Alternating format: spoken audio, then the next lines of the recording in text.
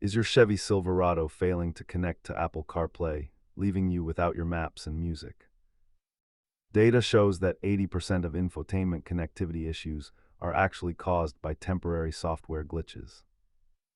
Let us walk through the diagnostic steps to get your system back online. Start by swapping your cable, forgetting the device in your Bluetooth settings, and performing a hard reboot of the infotainment system. Check your iPhone settings to ensure CarPlay is allowed while locked and that your software is fully updated. On the truck side, clear out old device profiles and check the physical USB port for lint or debris. If these steps fail, you are likely looking at a hardware fault that requires professional diagnostic equipment.